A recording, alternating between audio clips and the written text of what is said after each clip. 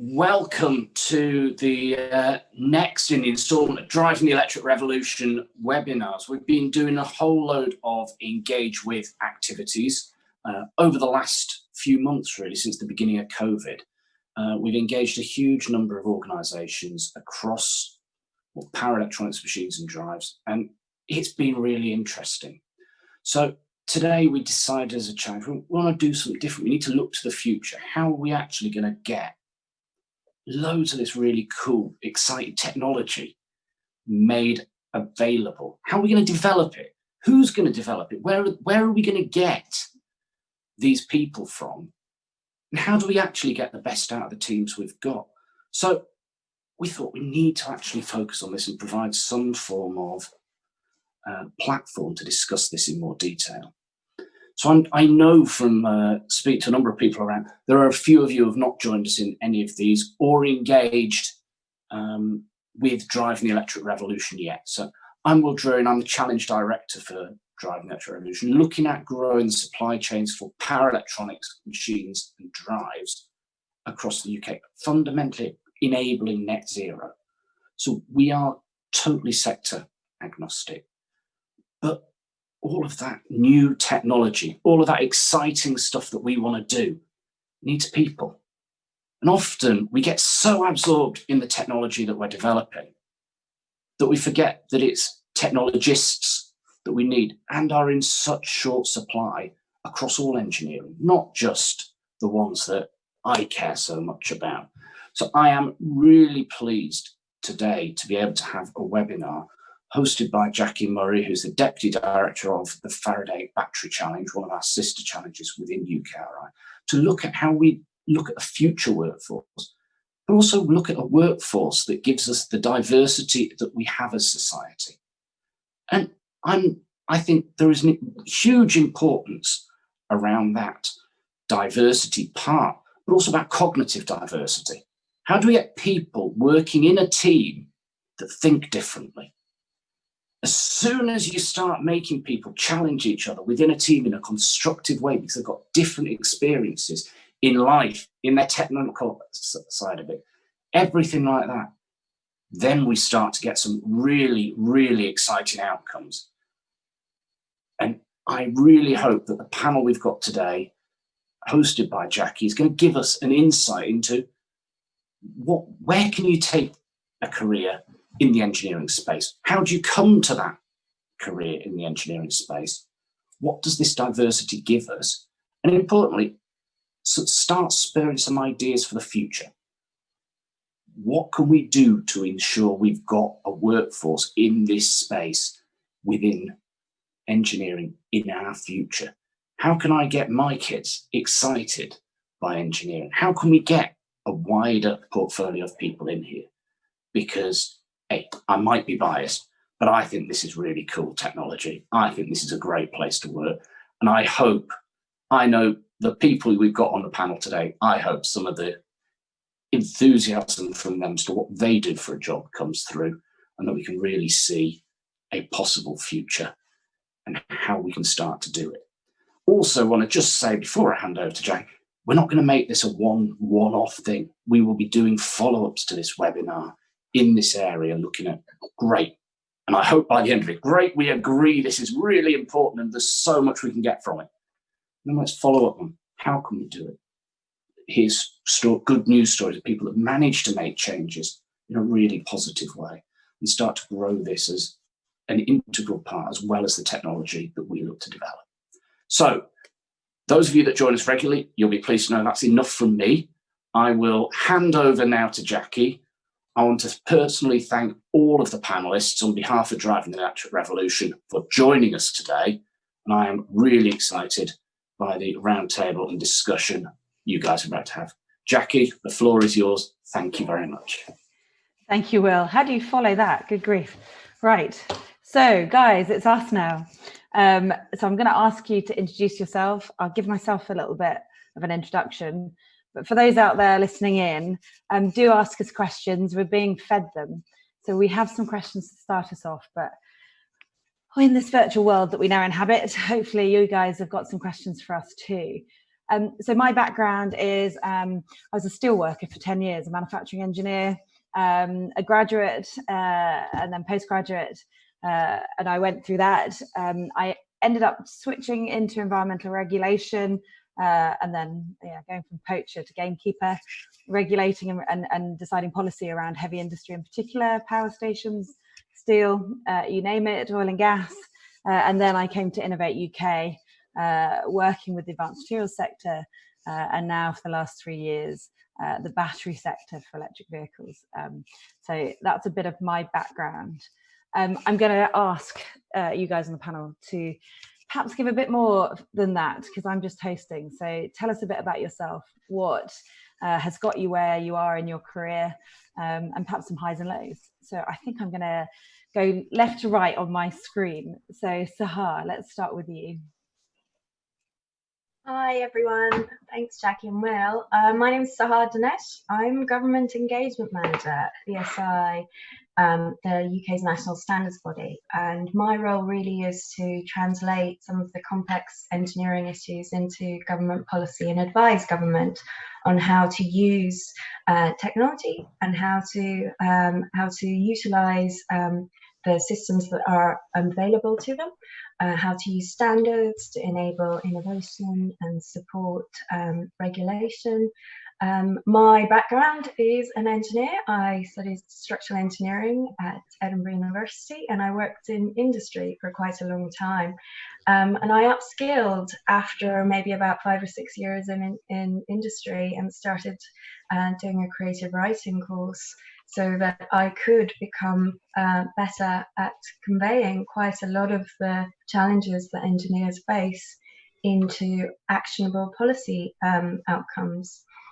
So I'm a big fan of engineers hiding away in different sectors and shaping the world wherever they can, through problem solving or coming up with new innovative solutions to problems. Thank you, Sahar. That's a nice bit of background there. Niall, over to you. I think that's going to be an interesting change of background there.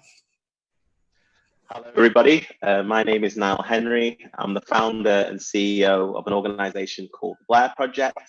I'm also an advisor to the Metro Mayor of Manchester, Andy Burnham, as part of the Greater Manchester Social Enterprise Advisory Group.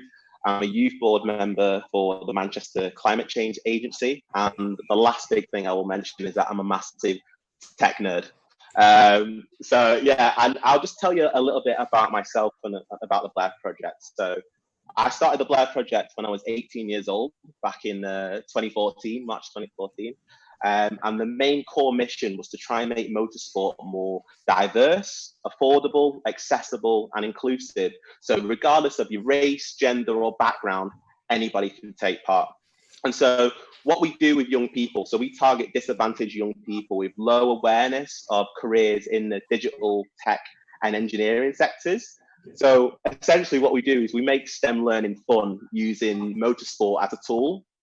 And initially, when we started up with the Blair Project, the initial concept that we developed was a program called Protogp, and that was working with young people in high school from year 9 to year 11 and getting them to design, build, test, and race their own 3D printed go-karts. And then the young people would be learning on the program elements, digital skills like computer-aided design, 3D printing, and learning about aerodynamics. So we piloted Protogp in 2016 with 2 schools in Wigan, because that's where we were based at the time. And on the very first test session of Protogp, we were very fortunate enough to have His Royal Highness Prince Harry come down to our first test day, which was absolutely amazing. It not only gave us national exposure, but also international exposure. So on the success of Protogp, we decided, right, let's see if we can innovate our kart challenge even more further. And we decided to come up with the concept of a program called Proto-EV. And Proto-EV gets teams of young people to convert used petrol go-karts and turn them into fully electric e-karts, which they get to test and race to see which is the fastest and the most energy efficient. And the beauty about Proto-EV as well is it taps into the climate change activism of young people. And on the program, the young people are learning stuff about battery technologies, propulsion systems, motors, coming together as a team, team building, learning about sponsorship, social media. So that you bring in different elements of the program and putting them all together. It's a really great program. And so we piloted that Proto EV program in 2018 with a couple of schools in Wigan and Bolton, and we also worked with youth clubs as well. And that was a huge success again. And in 2020, we were due to take our Proto EV STEM Challenge National, working with schools and youth clubs across Greater Manchester, London, Oxford, Birmingham, and Cardiff. But that's had to be postponed till 2021, obviously, because of the whole thing with coronavirus. But as I say, with our company, the Blair Project, we've always been innovative, and we're always looking at taking things to the next level. So we came up with another concept called the Manchester Innovation Activities Hub, which would specialise. It would be an innovation and skills training centre, which will focus on Industry 4.0 technologies such as low propulsion and battery technologies, cybersecurity, advanced manufacturing, and I said cybersecurity already. And it's really training and upskilling Manchester residents into these Industry 4.0 technologies and progressing them into well-paid jobs within Manchester Science Park. And I'm happy to share with you, it was 3 weeks ago it was announced, but we've received £4 million from UK government for our Manchester Innovation Activities Hub. And we're just in the early stages of developing that. We've already got a site, and we can begin to start training our Manchester residents within February of next year. So I think that's me in a nutshell. Excellent. I can tell, Niall, you're quite excited at the moment with the prospect of a £4 million fund. So, so we're going to move to Katie. Katie, tell us your background and introduce yourself. Hi everybody, my name is Katie Sutherland. I'm going to apologise now, I've got a bit of a croaky voice, but I'm going to soldier on anyway. So I am originally from Inverness, which is, for those of you that don't know, quite near the top of Scotland. And that's where I was born and raised. And then I moved to Edinburgh, it must have been about 2011. And I undertook a finance degree. So you're going to notice from quite early on that I slightly buck the trend in terms of the backgrounds from the rest of our panel. So I studied accountancy at Edinburgh Napier University, and from graduating in 2014, I've moved on to roles within the civil service and also within the finance service. So predominantly my background is in investment banking. So in the previous role to my role just now, which is at UKRI, I worked in Morgan Stanley, the global investment bank, and I sort of jumped ship, if you like, in May this year, and I moved to join the Driving the Electric Revolution Challenge. So at present, I'm the Impact and Performance Manager at Driving the Electric Revolution. And as I said before, probably bucked the trend in terms of going from finance through to the engineering sector. So yeah, completely new to the engineering world, but absolutely loving it. And I was really surprised to hear that it tends to be people go from engineering into finance. Hadn't realised that at all. In terms of my background, I come from a predominantly farming background. So again, completely bucking the trend. I wanted to go to Edinburgh to go to the big bad city. And yeah, that's not the norm where I'm from. So I tend to sort of break the mold a little bit, but I have a huge interest in diversity, equality and inclusion. And I'm part of the EDI advocate scheme here at UKRI. And just before I leave, I'll tell you a little story about when I was at uni, I was really interested in the glass ceiling of the finance sector. And I decided that I wanted to do my dissertation on the female perspective within the finance sector. And I'll be completely honest, at that time, which was only 6 years ago, I was told to avoid it. It was too controversial. And I guess you could call me stubborn, but that made me want to do it even more. So I did, and I got amazing results from it. I actually won a prize at graduation, and the person that told me not to do it came up and said, "You were right to go ahead and do it." And it actually opened up a whole new research section within the uni. So that's a little bit about me. I'm going to stop talking now because, as you can tell, my voice is not getting any better, and I'll pass back to Jacqui. No worries. So that's the first three. That's the first half of our panel. So you can see we're already a pretty diverse group. So Lynn, do you want to introduce yourself too and give us a bit of your background? Yes, yep. Hi everyone, I'm Jilin Ong. I'm a project engineer in Rolls-Royce. So my background is in aerospace engineering, and I came all the way from Malaysia. So at the moment, I'm developing the new electronic drives and electronic machines for Rolls-Royce. And it is catered towards the more electric future and the cleaner air. So I'm really, really excited about sharing the engineering passion with the wider audience, because it is a really amazing achievement to be an engineer when you see a product that comes from a white sheet of blank paper, and then towards developing a product that actually can put into service. So there are lots of skills and different skills that we need throughout the whole process. That is not just about mathematics. It is about designing. It's about teamwork. It's about chipping in, problem solving. So yeah, I'd like to really share that with everyone.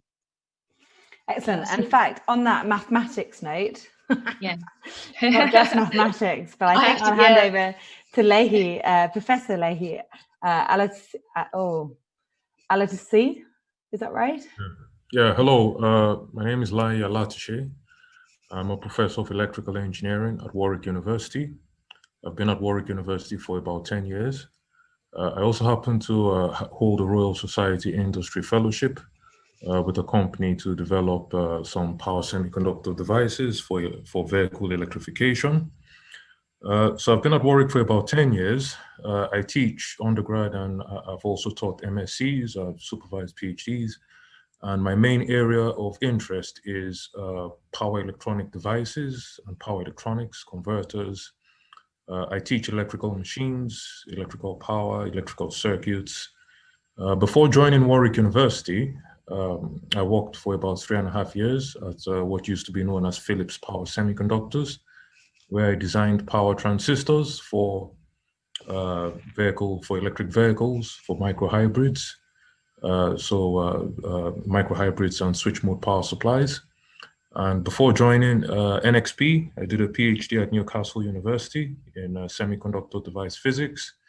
My first degree was in electrical and electronic engineering, also from Newcastle University. And so for the last, I would say about 15 years or so, I've been very interested in semiconductor devices and how we use them. And that's me, briefly. Thank you, Leahy. So, and then last but by no means least, Jagita, can I get you to introduce yourself too? Thank you, Jacqui, and hello, everybody. My name is Jagita, and I work as a chief engineer responsible for electric machine at Ricardo.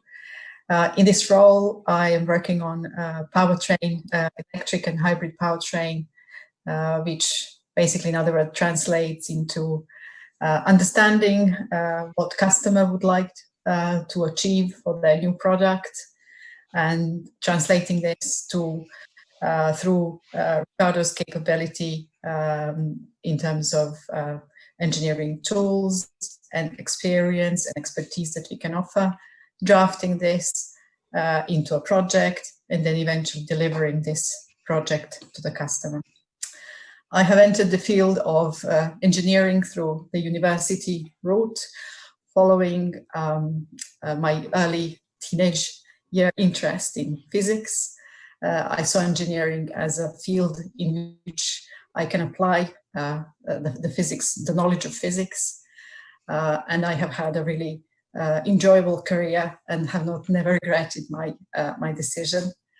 I have completed my first degree in Serbia at the University of Belgrade in the field of power electronics, and have came to this country to complete my PhD which was within the subject of induction motor diagnostics. And following that, I've worked in a range of companies within the automotive and industrial automation sectors. Excellent. So welcome, Regita. Really nice to have you all here. So you guys are aware, because I can see the questions that are coming in. They're coming in quite thick and fast. So I'm going to start with actually a question that isn't on our piece of paper. But I just want to know, how many of you are STEM ambassadors? So that makes 4 of us. Okay, that's really interesting to know. That was a question for Steve Markham. Right, so I guess I want to know why we're here discussing diversity. And I'm going to ask Sahar, I think, because I know you worked with the Royal Academy of Engineering at the beginning. So, why are we here? Why is this conversation even necessary? Yes, absolutely. I worked at the Royal Academy of Engineering as policy advisor, and then the IET, the Institution of Engineering and Technology. And both these organisations have had really big campaigns around enhancing diversity in the engineering sector. I guess we're here talking about diversity because it's a big problem. There isn't enough diversity. There definitely isn't enough women getting involved in engineering. There isn't enough girls taking on STEM subjects. But also we don't have different ethnicities probably as much, and different diverse ways of thinking brought into the industry as we would like to see. And that's pretty much why we're here. And the interesting thing is there's been so many studies.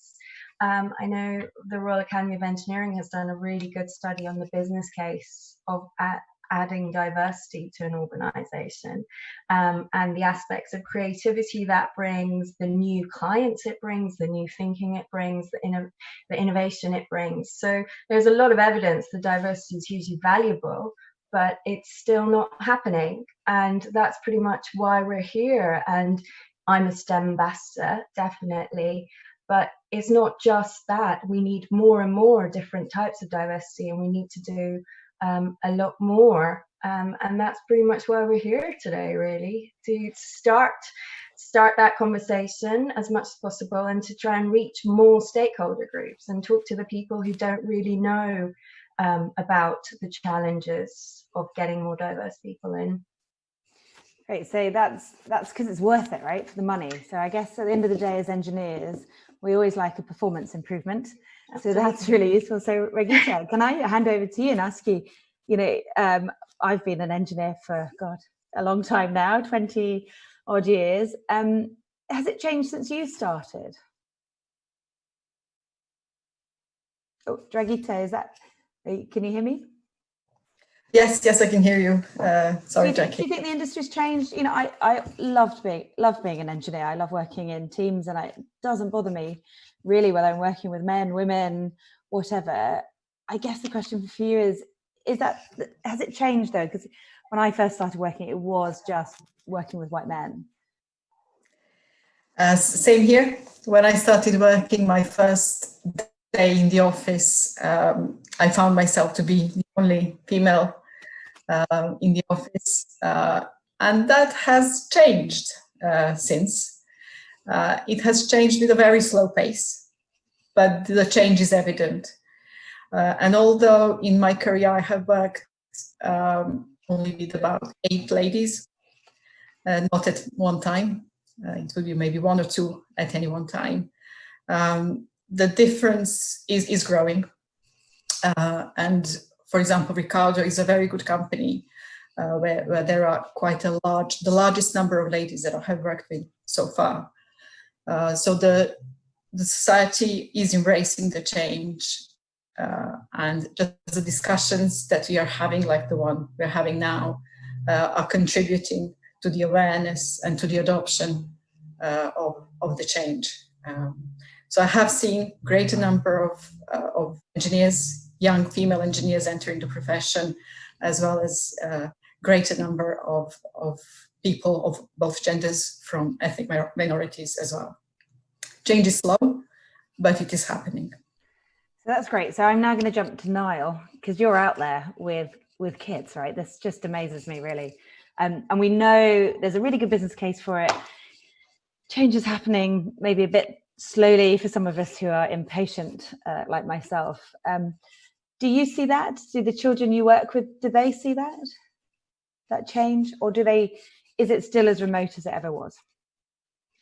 I still do think it is as remote as it ever was. I think when we're working with young people in schools and in youth clubs, these are young people, as I say, with low awareness of these careers in digital tech and engineering, and they've not been exposed. And I think the biggest problem that you have is that engineering is not actively encouraged in education from teachers or within parents. There's still the old image of, engineering is a dirty place. It's like people with spanners and oil and getting really messy. So, I mean, and there's not enough opportunities for young people coming to engineering places, to see what it's actually like to have a career in those sectors. I know some employers do have work fairs, but generally in the areas that we're working with, it's very rare you get a careers fair, let's say in a Wigan or a Bolton, and have our young people come and attend those. So when we're doing work with our young people, we're normally given tools and equipment from the engineering employers to say, we need more engineers. We can't go into the schools. Can you go into the schools on our behalf? And we're more than happy to do that, because we acknowledge that, yeah, we need to drive in that future workforce, and especially as in terms of PEMDs, the future is develop these new battery technologies. At the moment, the UK has fallen behind China and Japan, and we're trying to catch up, but we're just not doing enough. I mean, in the report that I saw from the Faraday, we're going to need 83,000 new jobs by 2050 in EV and battery supply chains.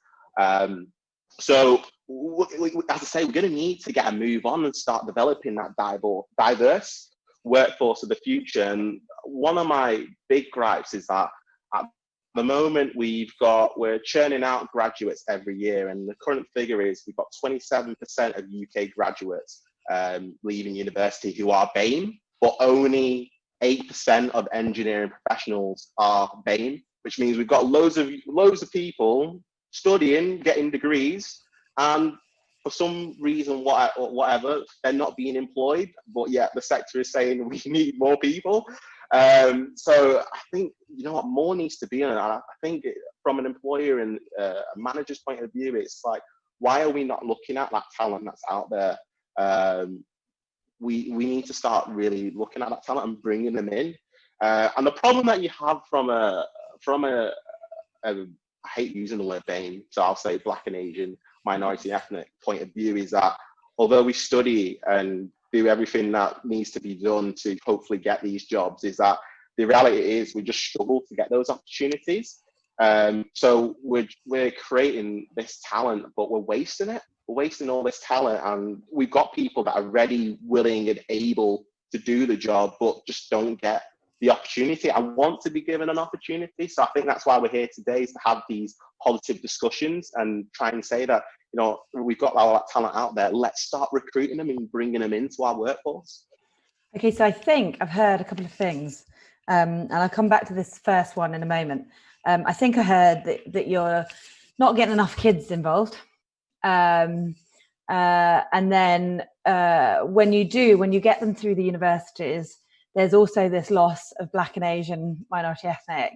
And also I know that's reflected in the female graduates as well. Okay, but the bit that before that, I just wanted to discuss with you, Niall, because you're out there doing this. Do you think there's a regional bias towards perceiving engineering as that dirty old industry? Because I'm an ex-steel worker, right? So I've worked in areas that would be, and I live in South Wales still quite happily, but I do find myself surrounded with that image of engineering, and yet obviously, I hang out more in McLaren or Williams than I do in steelworks now. Do you think there's a location bias going on as well that doesn't help? I think so, yes. I do think there is a bit of location bias, but if you think about it from an education point of view, our teachers have always been in education. A lot of them have never worked outside of the teaching profession. So what they get told is that engineering is that dirty environment, and they never get the opportunity because obviously austerity cuts and schools not being able to fund extracurricular activity most of the time is that a lot of those teachers aren't getting that CPD training and leaving that workplace to go and see these opportunities. Because if you could take place and get them to see what it's like, they're going to go back and tell the young people, this is amazing. It's going to lead to very rewarding careers, and especially for social mobility aspects, it's going to raise people out of poverty. Because engineering is very well paid. So I think it is that thing of the teachers aren't knowledgeable about engineering, and I think the parents as well. They still have those old conceptions of, like I said, it's a dirty workplace. So there needs to be done to, I don't know, either could bring the teachers and the parents and take them to, say, a factory. And I know, because I'm based in Manchester, we've got Siemens in our corridor. So take them into Siemens and let them see what's around there and what it's like to work there. And I think that's going to be the major way that you change some of those perceptions. I do think engineering companies need to do more to promote themselves, and because you know what, this is not really helping. And excellent. So I know that Virgin Internet obviously is STEM programs like ours with ProTogp. So Niall, I know your internet's playing up a little bit, but we're getting most of it, so don't stop. And I know that Regita is also having similar problems, so she'll come back in. So whoever's listening in, do. I know that actually Lynn and Lei, I sort of haven't brought you in yet, and I really do want to. So I want to hear from you guys. How do you feel about what is seen as a decline in engineering numbers? Is it really a problem? Should we start with you, Lei, if that's all right? Yes, it's some of the most pressing problems we have, whether it's decarbonization of energy production, meaning that we want to, stop relying on gas-powered electricity, and we want to move over to renewable energy. When you couple that with the electrification of heat and transportation, these are immense challenges. So in a couple of decades, not only do we want to increase the total electrical load on the grid by electrifying transportation and heat, but we also want to reduce the reliance on fossil fuels. So, these are very, very huge challenges for which we need very highly skilled and technical engineers. And luckily, electricity is not something you can put in a box and import from China. Otherwise, I don't think any electrical engineer in this country would have a job. This electricity has to be produced here. So, so definitely, there's a need for a lot of electrical engineers, power electronics engineers.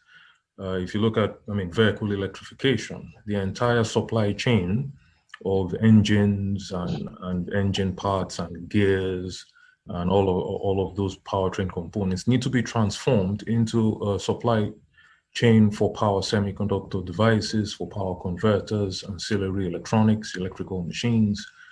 And if the government, if we're going to stop producing internal combustion driven vehicles, I think it's by 2035 or 2030, then that's a very, very significant ramp up in technical capability we need in power electronics machines and drives.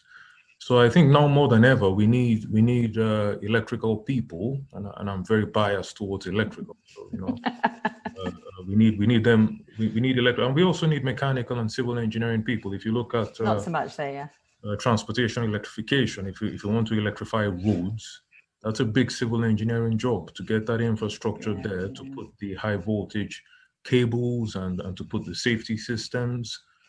So it's a big problem. We need not just at undergrad level, we need them at PhD level, because a lot of these jobs are really highly skilled. We need to find people that can do motor control in D space. That's not taught in undergrad, that's taught at PhD. So it's a big problem. We need people. So I'm hearing that we need this massive team of fresh, new STEM trained people, from technician to PhD. Lynn, does it really matter though if they come and they are the same demographic and same background as they are now? Why not? Why do we have to worry about diversity? Yeah, so so speaking of my own personal experience, just being ethnic minority and being not the majority of the race and the gender. So I think it is important that we bring in different ideas and different way of thinking to shape innovation. And you just need to throw in different kind of point of views in a meeting to really help, because if you have a group of people of similar background and similar upbringing and education, the way of thinking is similar, and where you have people from different background and different upbringing, they go into a different angle. So yeah, it will definitely help with the innovation part of the development. Yeah, so and it is a big problem as well. We really need lots of engineers. If talking about just arbitrary imaginative world like a sci-fi film, there are a lot of gaps to close, and we do need lots of brain in there to make our world a better place. So yeah, we definitely need to close the gap. So I'm gonna take what you've all just said to me and ask you some questions from out in the ether. So I have one that is a lot of work, STEM work, and Niall, I'm sure, is going to attest to this, is done in spare time. It's often unpaid in terms of outreach and engaging with the next generation of scientists and engineers. And I assume actually also the teachers that are teaching them. Is it worth funding via outreach grants? Should we be doing that as a group of individuals? I would definitely say so. If you can get, if you can apply for funding, and I think it would be very beneficial. In the past, we did rely, when we first started our Protogp Schools Cart Challenge, and we got a piece of funding from our local council when we were based in Wigan, and that really helped to kick us off. But I would say for the long haul, don't be self-reliant on grant funding. Just because, yeah, sometimes they won't fund you for the whole of the activity. So it really helps if you can get support from elsewhere. So whether it's you working for your engineering company, if they can put a bit of sponsorship or money towards you delivering the program, that would definitely help. So I would say if you can get grant funding, please do go ahead. There's good sources of funding like the lottery. Another, well, obviously I'm based in Manchester, so another great one that we've used is Forever Manchester, but you may have an equivalent in your area. So there are lots of funding out there that will fund you for your activities. But yeah, just make sure you can get funding elsewhere as well.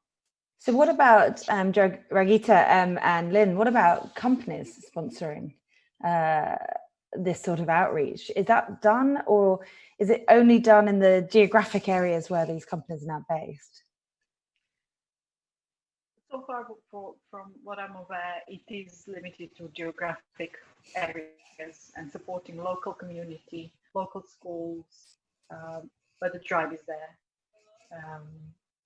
It is very important that local companies engage with local community colleges, local schools, because this is where the feed into the industry will happen, and it will allow young people to see where the opportunities are, to allow them to enter into workforce within the same cities without having the need to move to another part of the country and change their life drastically.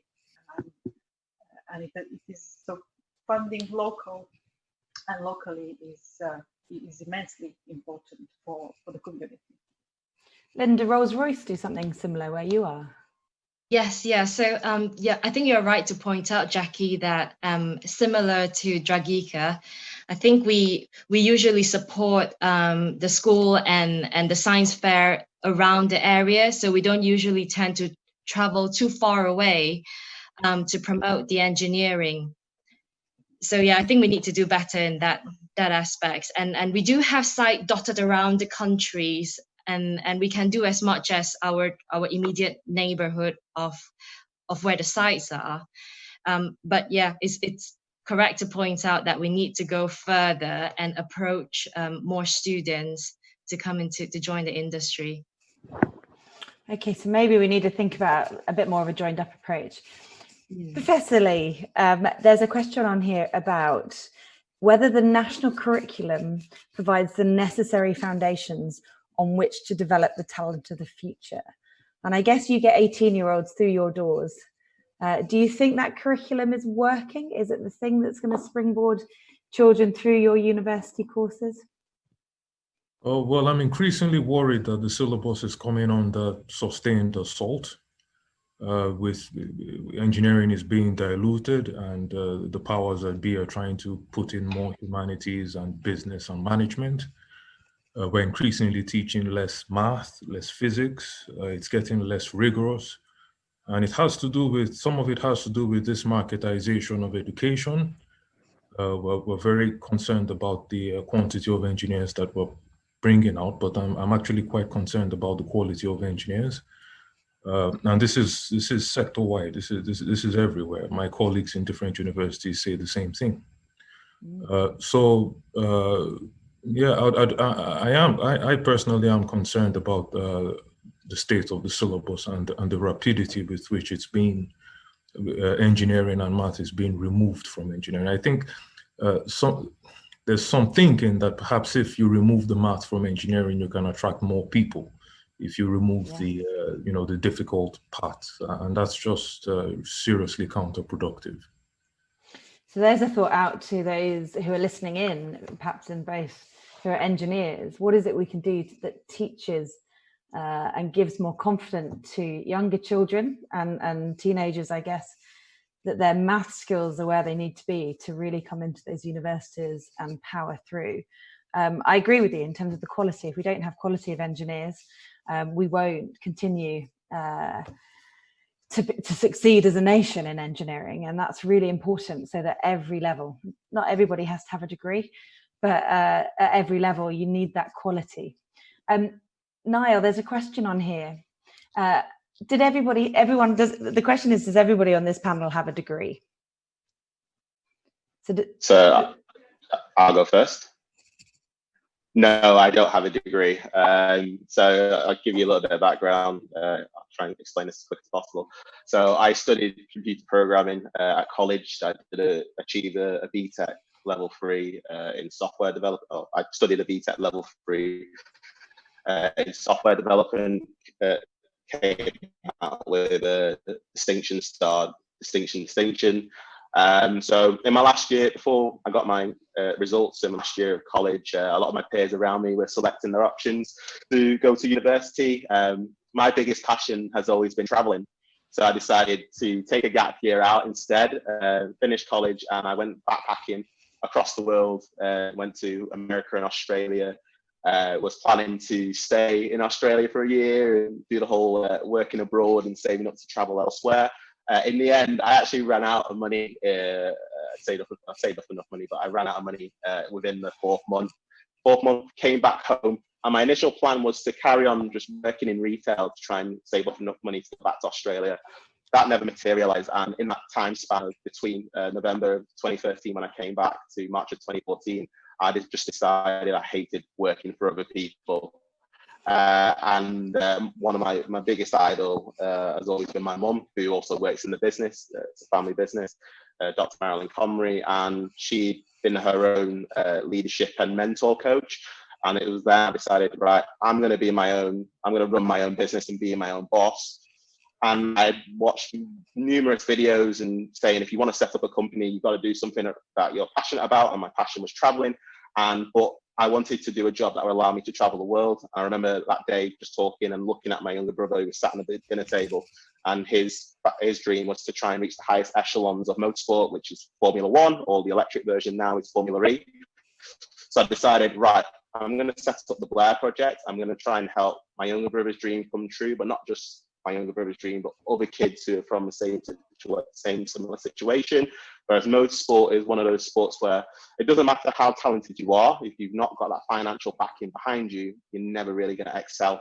So I started the Blair Project to try and make motorsport more affordable, accessible, and inclusive and diverse. So as I said, regardless of gender or background, anybody could take part. And the best way to try and combat that is to go through the schools and let's train up new mechanics and engineers, data analysts of the future. And that's where the whole thing with concepts of Protogp and Proto-EV came into play. So to answer your question, I didn't attend university.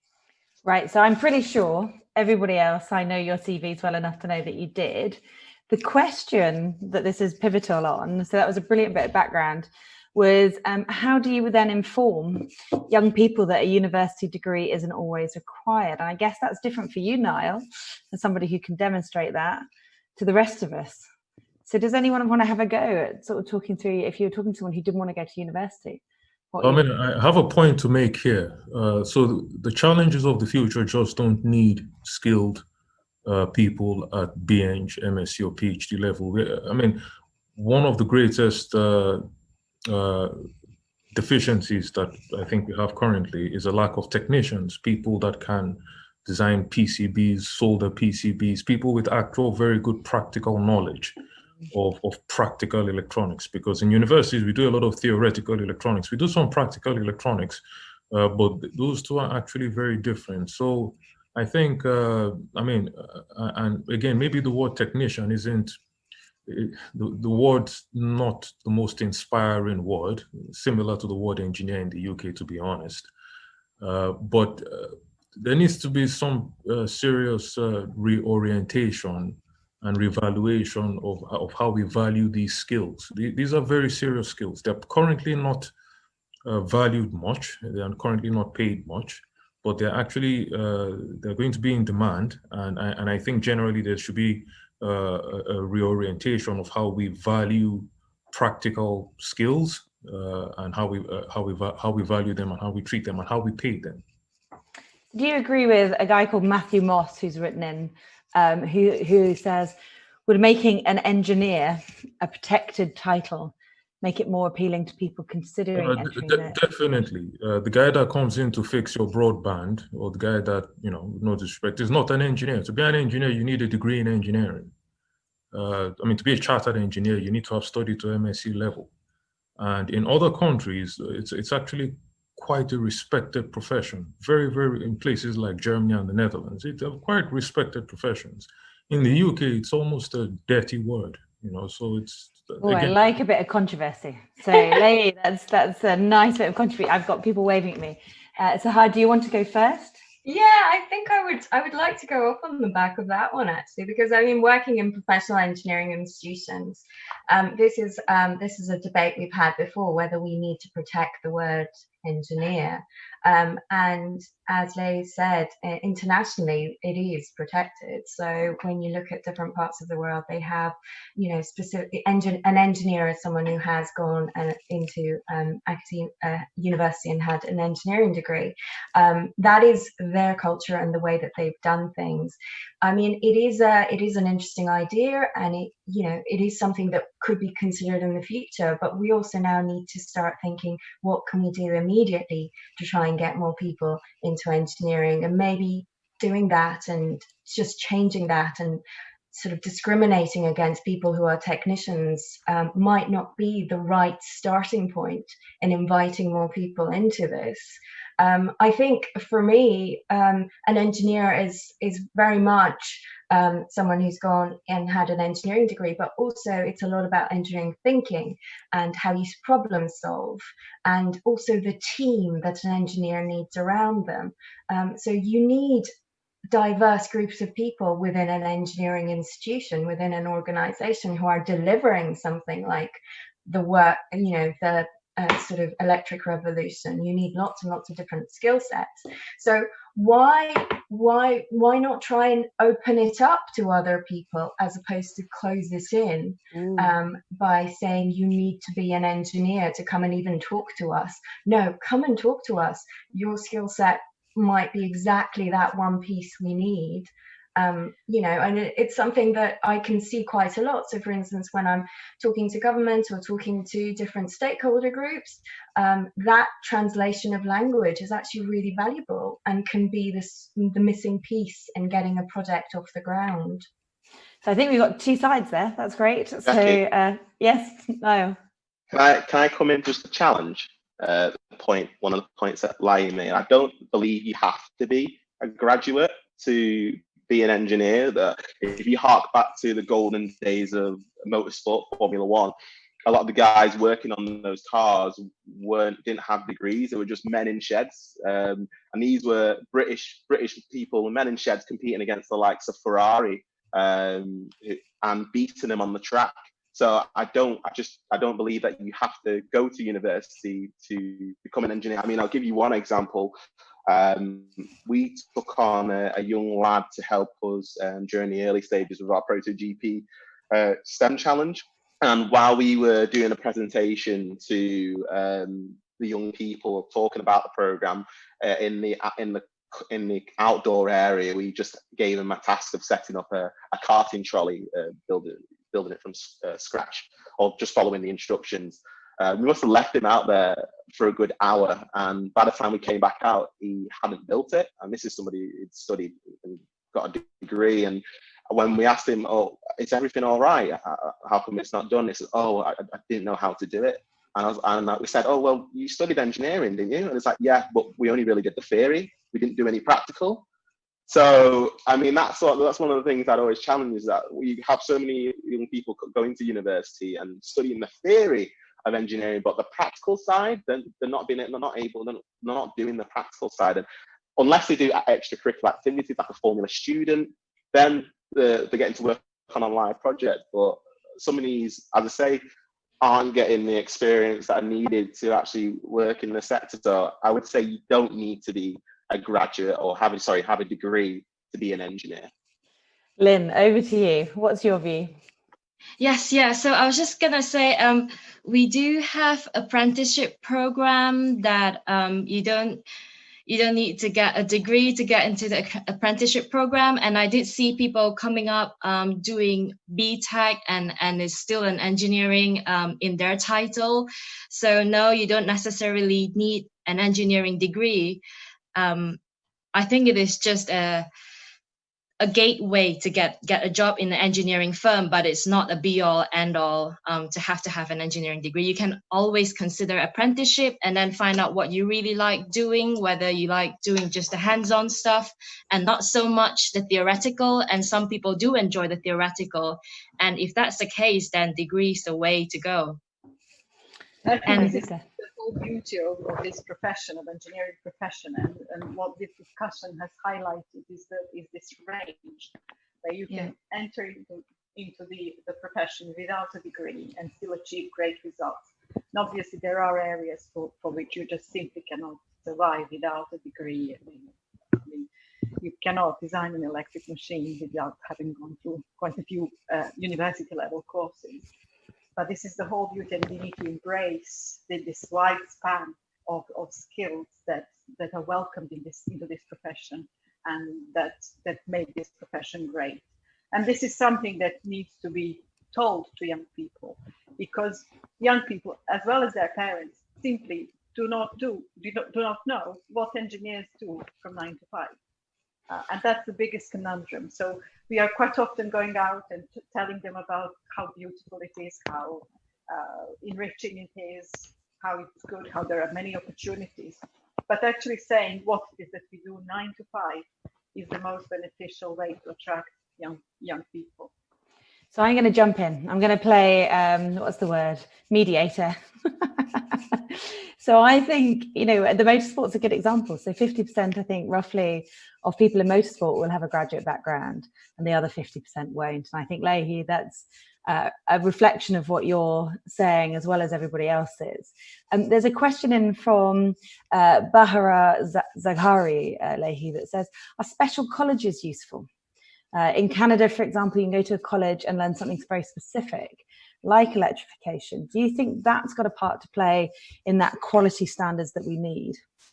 I think definitely. There might have been some misunderstanding. I think recognizing the title engineer is not the same as discriminating other titles like technicians. As I said previously, technicians are actually very, very highly skilled in practical electronics. So the entire, it's a multidisciplinary industry. At the end of the day, you can have a technician that can put together a PCB, put components on the PCB, and solder it and assemble a converter, but might not know the programming that you need to put into the PCB to actually implement the motor control, which is more likely to be understood by the engineer because they've done the underlying scientific theory of motor control.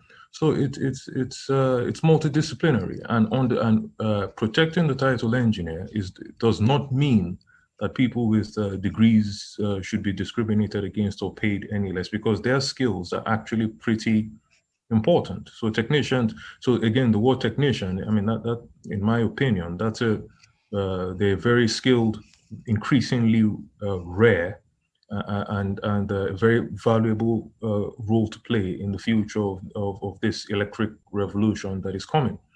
So, and I think specialist colleges definitely, specialist colleges focusing on, vehicle electrification is going to be a massive undertaking. If you imagine that all of these mechanics, these hundreds of thousands of motor vehicle mechanics, people that open up your engine and check the oil and so on and so forth, they need to be replaced by people that can open up a converter and look at the electronics in it and say, oh, you need a new gate driver for your IGBTs. And that's a massive undertaking. So again, we need specialist colleges, definitely, universities, and as I said previously, it's not just that we need very highly theoretical PhD people. We need very practical, very skilled people that can assemble components. We need people all across the board, and recognizing PhD trained people in R&D, recognizing engineers at the master's level, and recognizing highly skilled technicians at the practical level. There's no mutual exclusivity here. They're all needed. Excellent. And I think we're all on the same page in that way, and just it's difficult to articulate and get those points across. So I'm going to change the direction of the debate a little bit. We're now going to talk about the future of the human race. I hope you guys are ready for this slightly tangential switch. Both Gary from GBW Metro and Simon Buckley are asking about babies. So this is a bit different, right? So Simon is asking about paid paternity leave and how that forces couples to take a decision which tends to leave the father to have less time off and causes an imbalance. What's our views on parental rights? Gary asked, do we have an industrial environment conducive to encouraging women to return to engineering and managerial roles post-childbirth? What more needs to be done? So, anyone want to take enhanced paternity rights or childbirth?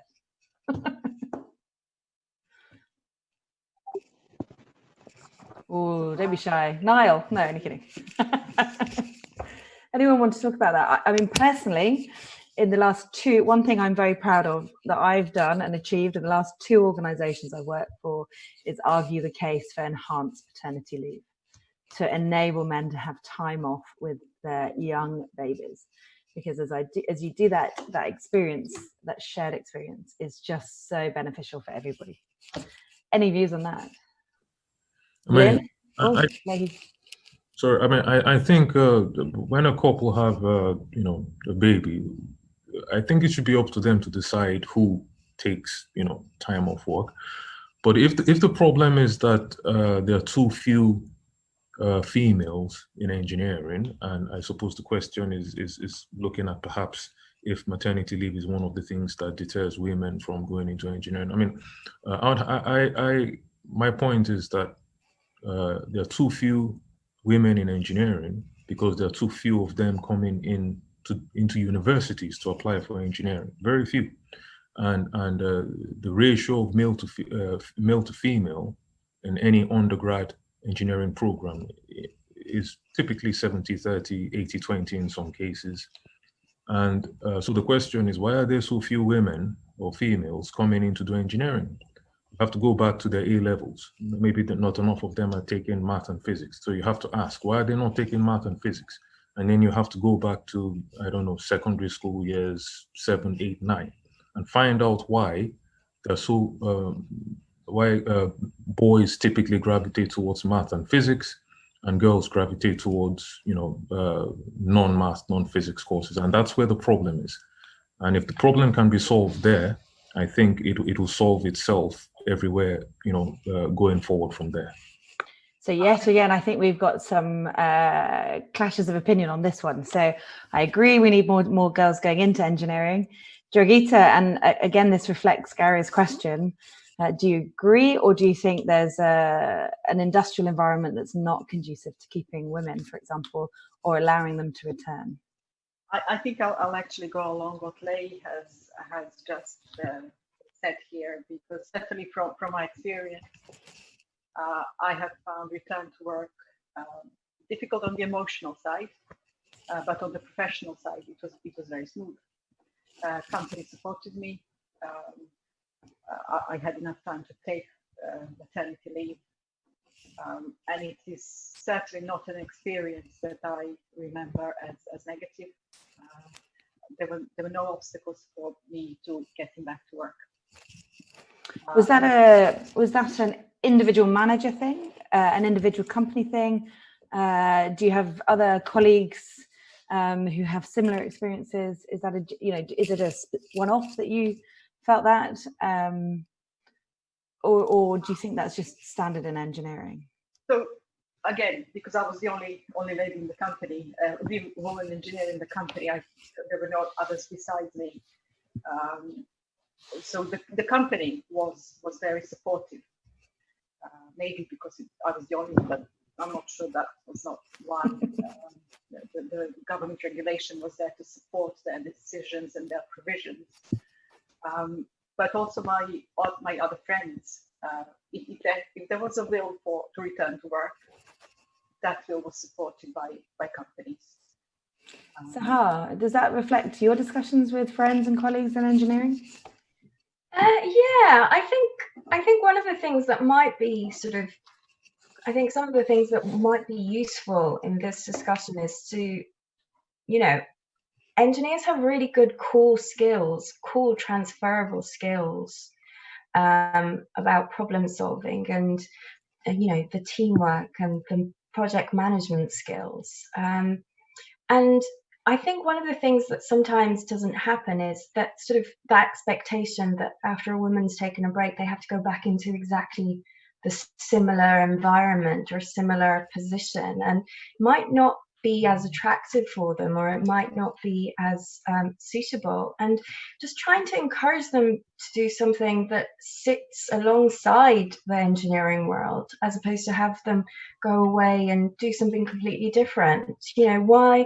There is all these interesting things that engineers can do, and giving that sort of scope and opportunity. I mean, even in engineering consultancies, there's variations of activity that can be done, and it's not just being necessarily out on site or on the shop floor. And if that is not something they want, or something that can't be worked around flexible hours, the possibilities need to be opened up a bit more, and that's sort of the opportunities as well. And whether it's sort of organizations helping their engineers to reskill in different areas, pick up some comms courses or some project management activity, and try and channel that expertise. Again, it's about a diverse workforce, isn't it? We don't want to lose them if the environment isn't right for them. So can we sort of get their engineering thinking caps onto something else if possible? Sahar, I like the engineering approach to solving some of that problem. Very good. Thank okay. So Lynn.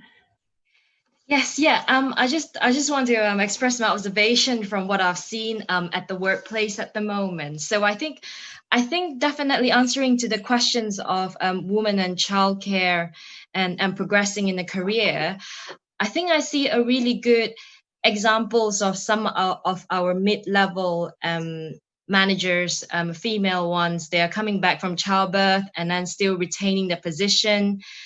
And I've also observed there are lots of my male colleagues that was taking the same responsibility to childcare as well. So I think it's moving to the right direction. Maybe not as drastic as we want it to be, but it's gaining the acceptance now for the modern, for the younger generation.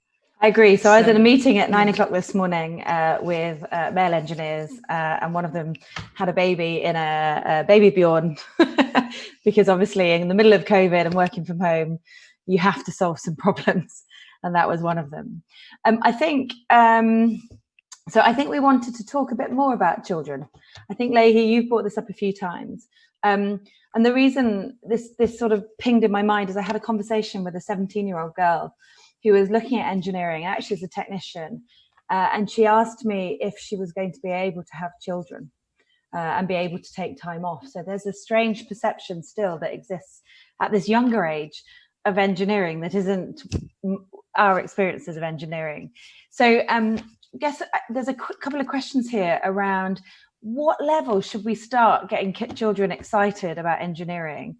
Niall, this comes back to you as you're out there with teenagers, but for all of us, what point do we think you should start to engage with children?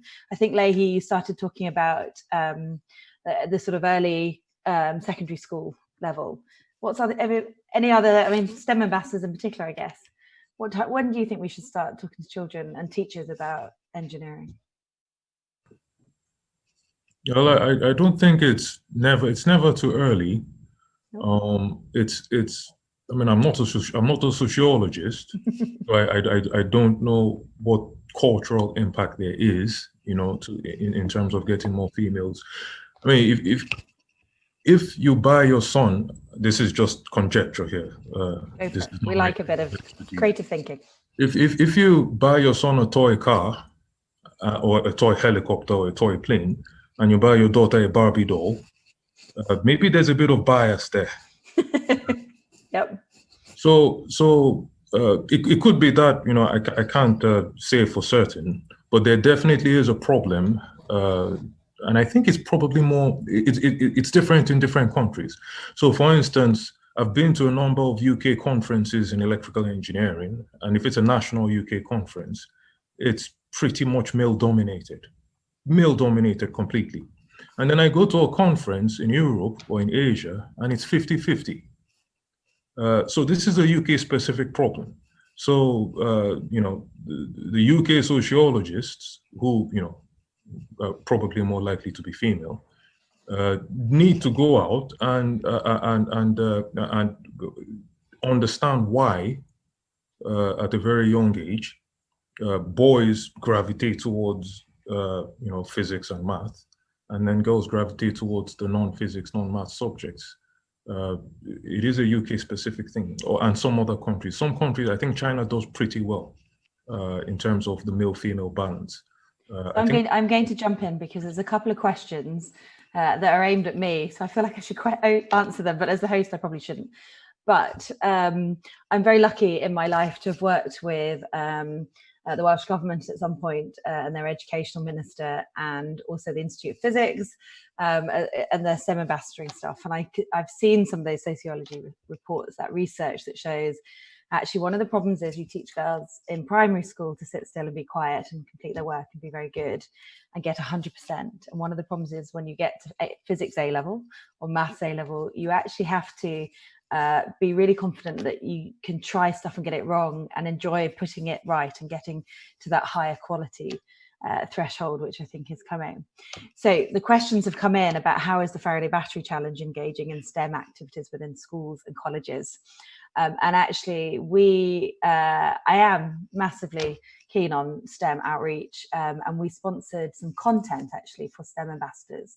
So for those of you listening in, there is a curiosity box if you find their website, very specifically around batteries. It does actually have an electric car in there that you can make. It's as low impact as possible, but it's a full, probably almost 2 days STEM teaching on batteries and electric vehicles in a box. And the reason it was aimed at Key Stage 3, Key Stage 2, Key Stage 3, is because actually we wanted to capture them before they had learned, girls in particular, but also non-academic kids, that they are valuable in this space and that the stereotypes can get changed. But I think we've got a lot more to do. And I know Will and I have been having discussions offline in terms of what Faraday and D are, because actually when we're doing content, surely it should come together. So just a quick sort of interlude there. What I do have, question-wise, is one from Will Drury. And Katie, I know you've been really quiet, but he's your boss. So if your voice isn't killing you, maybe you can jump in here. Sorry, it just jumped. What can we do to develop current engineers and reskill them, or train others from aligned professions?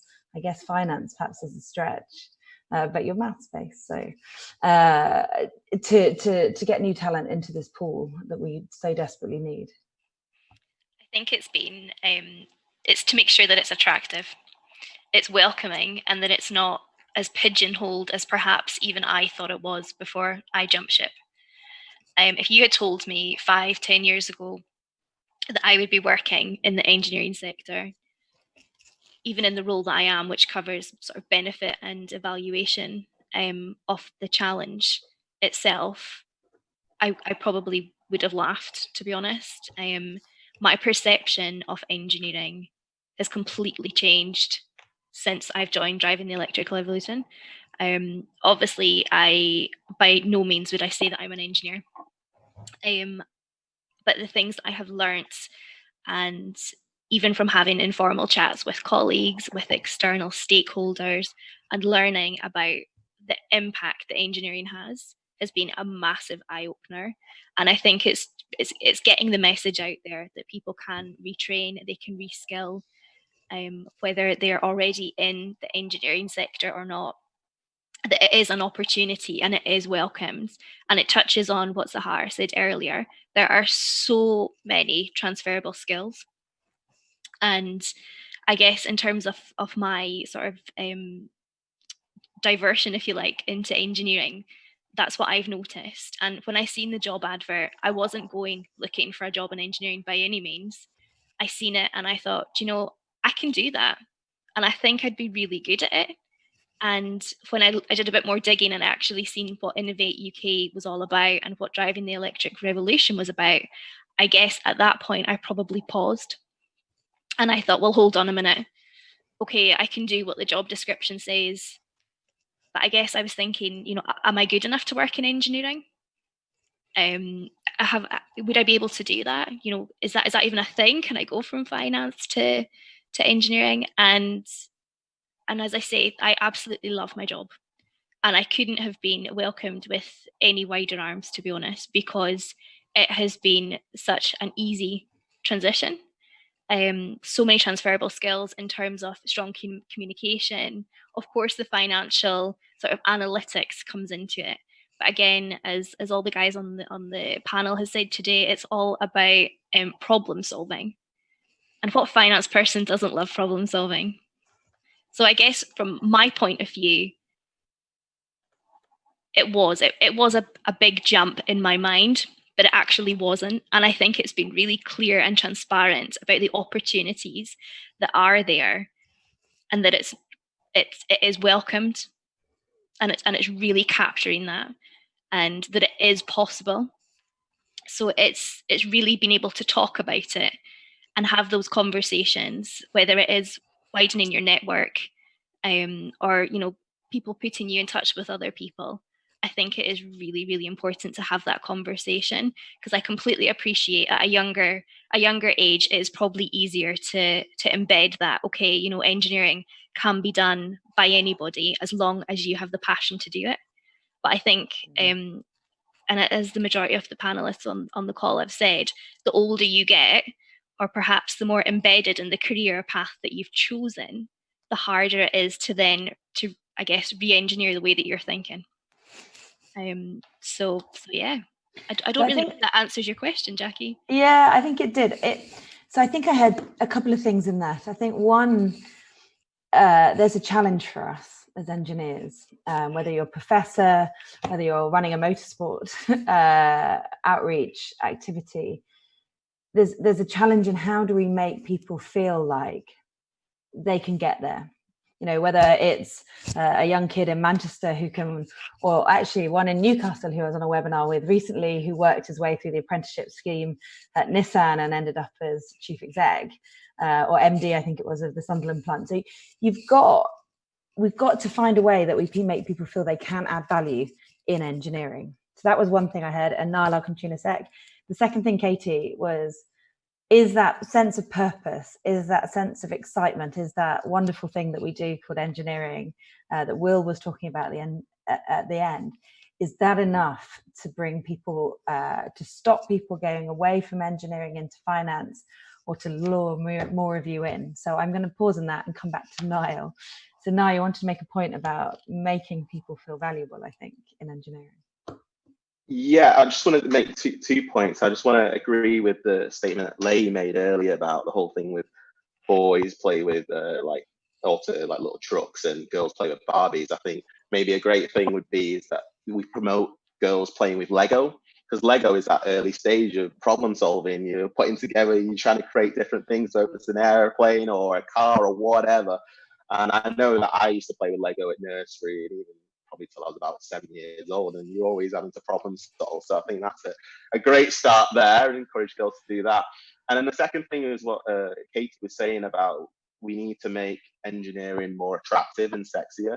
And I think the biggest problem that we have in terms of females and even Black and Asian minority ethnic is that we have a lack of UK role models. We don't have any, but we don't really have people that we can like kind of look up to, or who are very well known, should I say. So the media, it doesn't help that the media doesn't really promote engineering or role models in female or BAME, I hate using that, but I'll say that there, BAME role models, like you don't see them anywhere. Like, and I know in like places like India and Bulgaria, they promote that heavily. So you'll see female engineers on billboards, in the media, or in brochures. So young people, young women, or even their parents can say, right, oh, yeah, you can be an engineer. Like, it's seen as it's a very attractive place to work, and you're gonna have a successful career. Whereas there is no promotion of that in the UK, and it's again, we'll be having conversations like this on webinars saying what can we do, but really the two areas are education. We need to get more teachers and more parents knowing about this, and we need to start getting the media to promote this, or else we'll just be in this endless cycle. Well, I love that. That's a great point. And the reason I love it so much, Niall, is I've watched your clips on LinkedIn of you and Blair, and they're absolutely brilliant. Sahar, you wanted to come in on that? Yeah, it just really resonated with me, sort of Niall saying Lego, because I absolutely loved playing with Lego. But I also had quite a lot of Barbie dolls. And I think that's also another thing that we should be mindful of, is that girls, you don't need to lose your identity as a woman. You don't need to lose your femininity, and you don't need to wear drab clothes, and you don't need to become a boy to be a good engineer. No. You can very much bring in your Barbie doll mentality and really still problem solve. I think you're saying we need some pink fluffy engineers, and I'm all for that.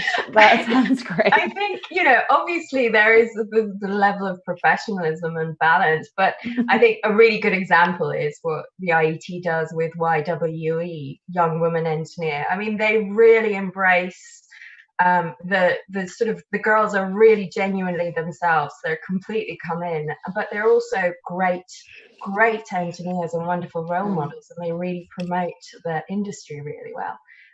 For me, what Katie said earlier about stubbornness and people telling you, you know, that's for boys, that's kind of really did it for me as well. I was just like, oh, I can, you know, I can really step up here and really show that I can do it. And, you know, it takes all these different things. Brigitte, I think you want to come in too. Yeah, sorry, I think many of us will remember the days when we tried to reattach that broken leg on a Barbie back on and working out how to do that. So funnily, I'm not a massive Lego fan. Will and for the guys on the thing that I showed them the Lego collection, it's not mine, it's my husband. My Barbies drove Action Man's tanks to work. Poor old, my younger brother. Action Man had to drive a very nice yellow Jeep wherever he went. Anyway, I think so. I think that's been a brilliant discussion of that piece. So I want to end, I guess, this debate and this discussion, perhaps doing that, perhaps articulating to us why we absolutely love engineering and why, as a diverse group of people, what it is. So Matt Boyle asked us a question, and he asked, what was the one moment that drove you all into engineering? So if you want to have a think on that, anybody want to go first? I mean, for me, when I was in high school, I saw this experiment, electromagnetic induction. The time-varying current was inducing an EMF elsewhere. And I asked myself that how is it that there's no physical contact between the coil and where the EMF was being induced? And I liked, you know, Star Wars and all that stuff, and it was the closest thing I could think of to a force field. Yeah, that, I mean, and I think maybe that's something else that we need to go back to the secondary schools. We need good. There's nothing better in teaching science than a really good lab. There's nothing. All the equations in the world won't mean anything until you see something with your own eyes. And you try to explain it. And I think maybe that's where secondary schools could really improve. One good experiment could really motivate someone into doing something really brilliant. Great. So who wants to go next? Lynn, for you, what was your moment? Yes. Yeah. So I think it was since very, very young when I see the plane take off in the airport, and then I was just, wow, it's so amazing. Like how does it even work? So I think from then I knew I wanted to go into STEM subjects. So I wanted to be a pilot, but it didn't work out well. So I was like, let's do aerospace engineering. It's not too bad. And I don't think I'm gonna look back and regret I'm not a pilot now. I'm quite proud that I'm an engineer rather than a pilot. I mean, pilot is equally amazing as well, but I get lots of satisfaction for being an engineer. And just going back to the gender stereotype, I played Barbie doll growing up. I don't particularly like Lego blocks. I don't really enjoy DIY as much, but I'm really good at problem solving. Yep, I love it. I hear you. Brigitte, what about you? I think my motivation was more pragmatic. So whilst in high school, I really enjoyed, loved physics and mathematics, chemistry, all the STEM subjects. And then my mum's washing machine broke down, and our neighbor's son, who was a few years older than me, came over and fixed it. And I was really, really jealous that he knew how to do it and I didn't. That my mum had to call a neighbor instead of me driving the cells. So I said, I'm just going to teach myself and I'm going to be an engineer. Oh, I relate to that too. Niall, what about you? You spoke earlier about Blair, sitting with Blair. Was that your moment? Or was there something else that made you think, I can do this? Well, obviously, before the Blair project, my goal was to be a computer programmer and make my own video games. So that's obviously been one of my big hobbies growing up, was playing video games. So I wanted to end up making my own. And then in that second year of college, I decided that probably wasn't going to be the career for me. And I think it was going and traveling the world and meeting different people, experience different cultures. I kind of came back like I don't want to say a new person, and I just decided you know what, I kind of want to do this more.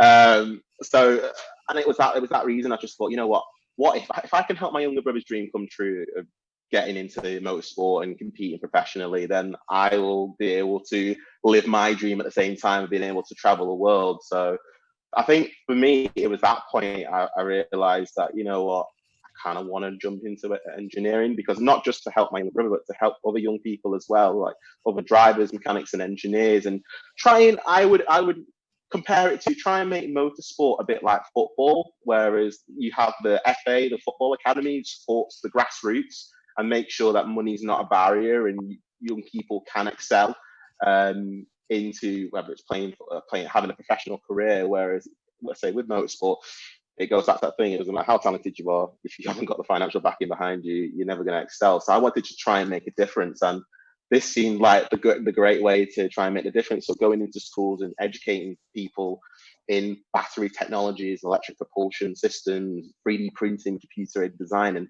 creating that diverse workforce of the future. So I think I owe it all to my younger brother. Really.